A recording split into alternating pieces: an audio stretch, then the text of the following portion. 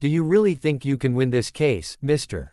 Walker? You're just a single father, not an attorney, the judge sneered, flipping through the file with a smirk that echoed around the courtroom. Cameras clicked, whispers spread, and eyes fell on the tired man standing alone at the defense table, a man with worn hands, a faded suit, and eyes that carried both pain and pride. What no one knew, not even the mocking judge, was that beneath that humble exterior was a mind sharper than any lawyer in the room, a hidden legal genius who once rewrote military law to save lives on the battlefield.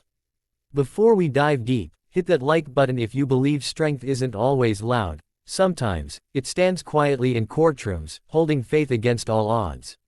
And don't forget to subscribe for more inspiring true stories that remind us, heroes aren't just in uniforms, sometimes they wear broken smiles.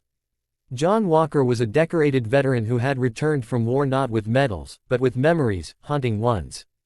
After losing his wife in a tragic accident, he was left to raise his 8-year-old daughter, Lily, alone. She was his world, bright, curious, always drawing hearts for him on scraps of paper that read, "You're my hero, Dad." But when his late wife's wealthy parents filed for custody, claiming he was unfit, John found himself fighting the biggest battle of his life, not with weapons, but with words, law, and truth. The courtroom felt colder than any war zone he'd ever stood in.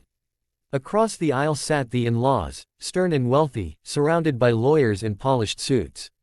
They had money, power, and influence, things John didn't.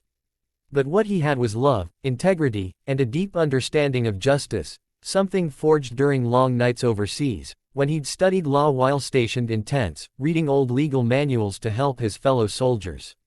Back then, no one imagined that dusty knowledge would one day be his weapon. The judge, known for his arrogance and impatience, barely hid his disdain. "You're representing yourself. This isn't a movie, Mr. Walker. Custody law is complex. You can't just walk in here and win with good intentions." The courtroom chuckled, but John didn't flinch. He looked the judge in the eyes and replied softly, "Your Honor, I don't need to be perfect. I just need to tell the truth." Day by day, the case unfolded. The opposing lawyers brought up his struggles, unpaid bills, PTSD therapy, late-night shifts at a mechanic shop. They painted him as unstable, unfit, broken. But every accusation, John met with calm reasoning, carefully referencing case law, precedent, and federal protections for veterans. He didn't raise his voice once. He didn't crumble. He simply stood, steady, humble, and clear. In one emotional moment, the in-law's attorney tried to corner him, saying, "You claim to love your daughter, but can love pay for her school? Can love heal your trauma?" The courtroom held its breath. John stepped forward, voice trembling yet strong. "Love can't pay bills, sir. But it gives you the strength to work 3 jobs to keep food on the table. It can't erase pain, but it reminds you why you fight every single day, not for yourself, but for the smile of a child who believes in you when no one else does." Even the judge's gavel paused midair. For the first time, silence replaced mockery. As the days passed, the courtroom began to shift. Reporters started covering the story, calling him the veteran dad who defended his own case. People watched clips online, inspired by his calm intelligence and emotional honesty. The judge, initially dismissive, began to realize he was not dealing with an amateur, but a man with profound understanding of both law and humanity. When John cross-examined his in-law's witnesses, he did so with precision. "You say I missed a school event," he said to one teacher, "but do you recall who volunteered to repair the playground for free?" The witness hesitated, then nodded. "You did." Another witness admitted, "He may not be rich, but he's there for her every day."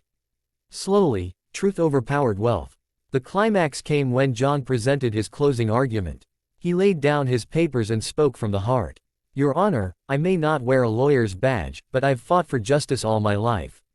I've seen men die believing in fairness, in second chances. My daughter deserves a father who knows what sacrifice means. And I will never let her believe love loses just because it doesn't come in a suit."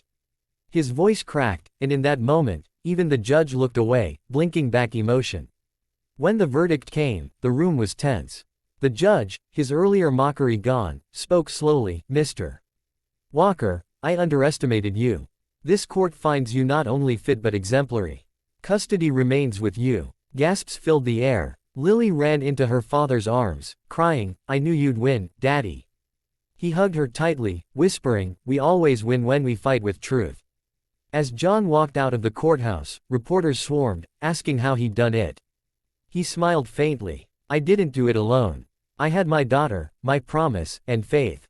That's all the law I needed." Weeks later, the same judge sent him a letter, a rare gesture, admitting, "You reminded me why I became a judge, to see justice beyond rules." And as John tucked Lily into bed that night, he looked at her sleeping face and realized, this battle, unlike the ones overseas, wasn't fought for land or rank. It was fought for love, and love had won.